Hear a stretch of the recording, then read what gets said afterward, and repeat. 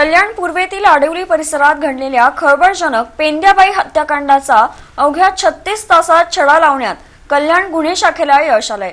या प्रकरणी पोलिसांनी 3 आरोपींना बेड्या ठोकल्या आहेत। अर्जुन काळपांडे उर्फ पेंद्याबाई याची त्याच्या प्रेयसी समोरच चाकूने 16 वार करून निर्घृण हत्या करण्यात आली होती। या हल्ल्यात त्याची प्रेयसी देखील गंभीर जखमी झाली आहे। या गंभीर गुन्ह्याची दखल घेत पोलीस आयुक्त आशुतोष डुंबरे यांच्या मार्गदर्शनाखाली गुन्हे शाखा घटक 3 ने समांतर तपास सुरू केला। सीसीटीव्ही फुटेज आणि गुप्त माहितीच्या आधारे पोलिसांनी अविनाश झा, कल्पेश मडवी आणि करण गायकवाड या तिघांना अटक केली। जुन्या वादातून हा खून झाल्याचं प्राथमिक तपासात समोर आलं असून पोलीस आता पुढील कारवाई करत आहेत। याबाबत अधिक माहिती कल्याण गुन्हे शाखेचे वरिष्ठ पोलीस निरीक्षक अजित शिंदे यांनी दिली आहे।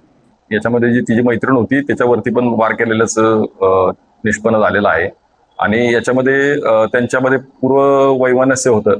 याच्यामध्ये त्या रागामुळं त्याच्यावरती अशा प्रकारे हल्ला करून त्याचा मर्डर करण्यात आलेला आहे। दरम्यान या हत्येतील आणखी एका फरार आरोपीचा शोध घेणं आता पोलिसांसमोर मोठं आव्हान आहे। न्यूज डेस्क, आपलं नाशिक।